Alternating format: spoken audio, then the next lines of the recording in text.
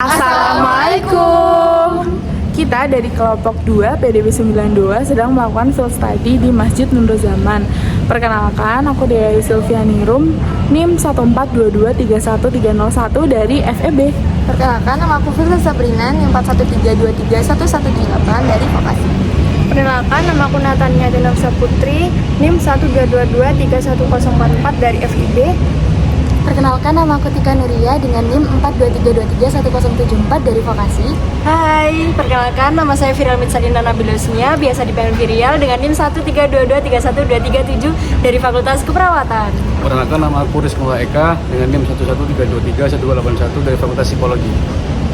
الهجرة رحلة هادينا حمل الإسلام لنا دينا الهجرة رحلة هادينا حمل الإسلام لنا دينا فسلام الله على الهادي والكون يردد آمينا.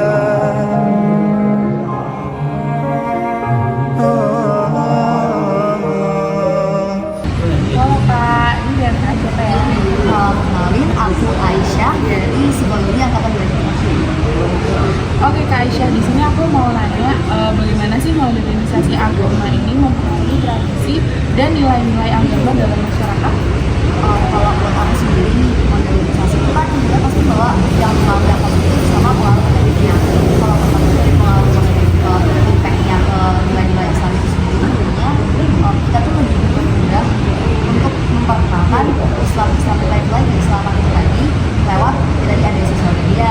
Jadi kalian yang satu kita kalau ke pengajian kita harus ke masjid dulu, apakah kita harus kayak daftar kajian dulu. Sekarang apalagi kita mau di mana aja, kita bisa melihat kajian online dari kajian Instagram online, YouTube online, juga sekarang tuh makin banyak banget kayak dakwah-dakwah Islam yang mereka tuh di Instagram atau di platform-platform itu yang mereka pakai infografis yang menarik atau mereka pokoknya lebih dikemas. Jadi pengemasan Islam itu dari yang modern gitu, jadi bisa menyentuh berbagai kalangan gitu kan. Itu pengaruh positifnya. Tapi kalau dari pengaruh negatifnya sendiri, menurut aku nih modernisasi itu juga membuat manusia-manusia itu pokoknya mereka juga mulai melupakan inti dari Islam itu sendiri. Soalnya kan makanya dari modernisasi itu kan banyak banget budaya-budaya luar yang masuk di barat, paham-paham ya kayak kristenisasi, liberalisme dan bahkan konsumerisme yang berseberangan dengan nilai-nilai yang diajarkan Islam.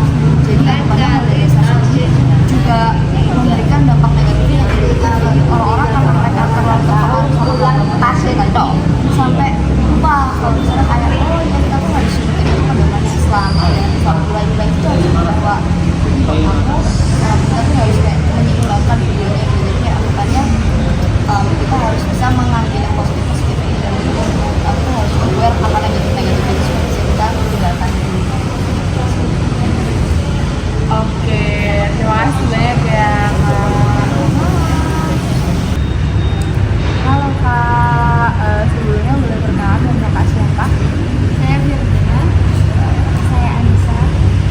Oke, Kak Fida dan Kak Anissa. Di sini aku mau nanya nih Kak, sekarang ini kan banyak banget kondisi muda mahasiswa-mahasiswa ini yang lebih mengejar hal-hal dunia ketimbang akhirat, banyak yang meninggalkan sholat misalnya kayak gitu. Nah, menurut kakak gimana sih tanggapan kakak ini tentang hal tersebut dan apa saran yang kakak berikan kepada muda-muda yang meninggalkan ajaran agama?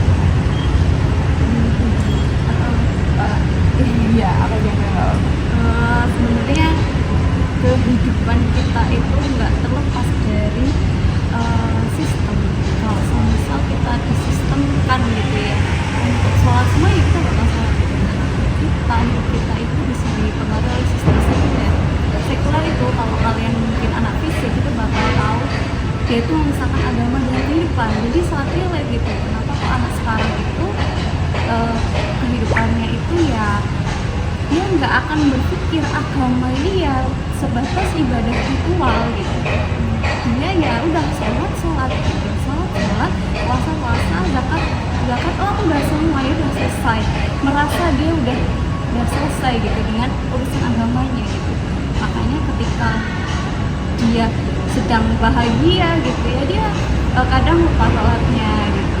Tapi kalau sedang ujian, aduh ya Allah, semoga bisa mudahkan dia gitu. Jadi baru keinget agama itu ketika dia di akhir, di puncak klimaks kehidupan dia gitu. Kayak misal orang ateis gitu ya, seateis-ateisnya orang itu ketika dia berada di pesawat mau jatuh, dia pasti oh my god.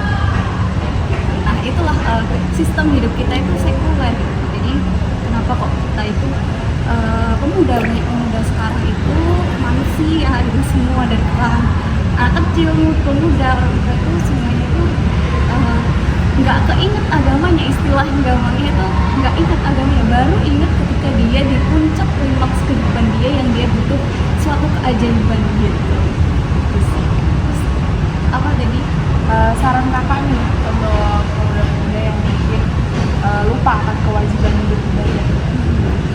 Untuk saran aku, kita itu lahir itu alhamdulillah sebagai muslim, dan nanti mati itu kita membawa identitas muslim, bukan identitas mahasiswa. Oh kalau mahasiswa sholatnya harus disolatin di perut atau di kepala gitu ya, enggak, kita disolatkan sebagai muslim. Maka dari itu kita lahir membawa identitas muslim yang kita pegang, yang kita percaya, kita hidup sebagai muslim dan kita mati sebagai muslim gitu. Dan di dalam hadis itu orang yang cerdas itu yang mempersiapkan kematiannya, yang ingat dengan kematiannya dan mempersiapkan kematiannya. Dan malaikat gitu ya, itu mendatangi kita 70 kali dalam sehari gitu. Jadi kalau sedetik ini belum tenang gitu, kita ke spam message ya, apa itu aja 2 kali aja udah sebagai anak Gen Z ya, aduh aku nggak mau, dia tanya terus dia tak ini deh, tak airplane mode gitu. Itu sebatas spam message aja gitu, apalagi kalau telepon, apalagi ini kita ditengok oleh malaikat maut gitu, itu 7 kali gitu. Itu sebagai pengingat kita kapan pun bisa mati gitu. Terus dan kita itu mati membawa identitas muslim, maka tugas kita gitu ya, kita kalau sebagai muslim itu ya cari yang membuat kita itu kembali ke identitas kita. Kita selama ini ya jauh dari agama kan, kita jauh dari enggak ketika sholat itu terasa ketika baru mau ujian, berdoa itu terasa ketika ujian itu datang, baru ketika misal orang terdekat kita meninggal, baru oh iya kematian itu baru terasa seperti itu. Jadi mengingat bahwa kematian itu dekat. Kalau kita ingin menjadi makhluk yang mulia itu jadikan agamamu di hati, dunia itu di tangan, dan kematian itu di ibu mata. Jadi itu yang bisa membuat kita